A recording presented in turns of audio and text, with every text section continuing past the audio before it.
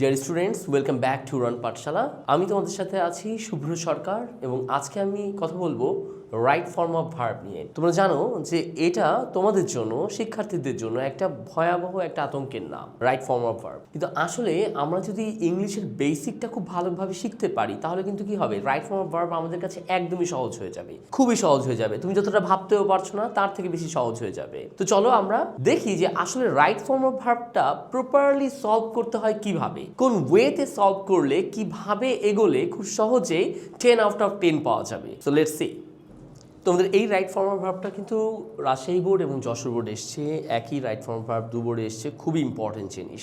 চলো আমরা এটার বি এবং সি নাম্বারটা সলভ করি। এখানে বি নাম্বার দেখো, বি নাম্বার আমরা দেখার আগে দেখবো যে ইজ আছে। ইজ হচ্ছে কি বি ভার্ব, ইজটা কি বি ভার্ব। বি ভার্ব মধ্যে কি কি আছে, অ্যাম, ইজ, আর, ওয়াজ, ওয়্যার। এরপর কি বসে, এরপর ভার্ব ওয়ান প্লাস আইএনজি বসতে পারে যখন অ্যাক্টিভ হবে। অ্যাক্টিভ কি, যখন সাবজেক্ট ভার্বের কাজটা করবে। এরপর কি ভি থ্রি, ভি থ্রি কখন হয়, যখন প্যাসিভ হয়। প্যাসিভ মানে যখন সাবজেক্ট ভার্বের কাজটা করবে না।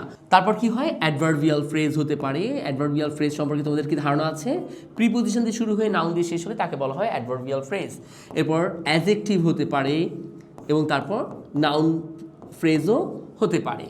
এই জিনিসগুলো হতে পারে এবং on the basis of mutual. Mutual জিনিসটা কি, অ্যাডজেক্টিভ। কোনো শব্দের শেষে যদি এল থাকে তাহলে 90% টাইম সে কি হয়ে যায়, 90% টাইম সে হয়ে যায় অ্যাডজেক্টিভ। এবং অ্যাডজেক্টিভের পরে কি বসে, অ্যাডজেক্টিভের পরে বসে হচ্ছে সবসময় নাউন বসে। এবং একটা ভার্বকে তুমি কিভাবে নাউন করতে পারবে, একটা ভার্বকে তুমি আইএনজি যোগ করে নাউন করতে পারবে। ভার্ব প্লাস আইএনজি, এটাকে বলা হয় জিরান্ড, নন ফাইনাইট ভার্ব। তাহলে আমরা ফর্মটা বুঝে গেলাম। এখানে আমার হয় এই কয়টা ফর্মের যে কোনো একটা হবে এবং এখানে আমার কি হবে, অ্যাডজেক্টিভ যেহেতু আছে আমাকে নাউন করতে হবে, হয় আমাকে ভার্ব ওয়ান প্লাস, আমাকে এখানে ভার্ব ওয়ান প্লাস আইএনজিই করতে হচ্ছে। তো এবার আমি অর্থগত দিকে চলে আসি। ইট is such a relationship that. তোমরা কি দ্যাটটা সম্পর্কে জানো? দ্যাট হচ্ছে রিলেটিভ প্রোনাউন। রিলেটিভ প্রোনাউন কোনগুলো, হু, হুইচ, দ্যাট।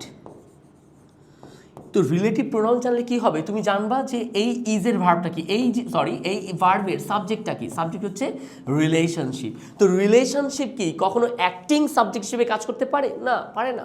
সম্পর্ক কি হয়, অন্য কেউ নিয়ন্ত্রণ করে, অন্য কেউ সেটাকে বেটার করে বা খারাপ করে। তাহলে এটা কি, এটা প্যাসিভ। এখানে কি হয়ে যাবে, ভার্বে থার্ড ফর্ম প্যাসিভ। তাহলে it is such a relationship that is formed, কি হবে, দ্যাট ইজ ফর্ম, গঠন করা হয় on the basis of mutual, কি একে অন্যের মধ্যকার পারস্পরিক কি বোঝাপড়া। বোঝাপড়া ইংলিশ কি, আন্ডারস্ট্যান্ড। তার কি হবে, নাউন করতে হবে। নাউন কিভাবে করবো, ভার্ব ওয়ান প্লাস আইএনজি দিয়ে করবো। অ্যান্সার কি হয়ে যাবে, আন্ডারস্ট্যান্ডিং। আশা করি তোমরা এখানে বুঝতে পেরেছো এখানে কেন আমি ভার্বের থার্ড ফর্ম করেছি, এখানে কেন ভার্বের সাথে আইএনজি করেছি।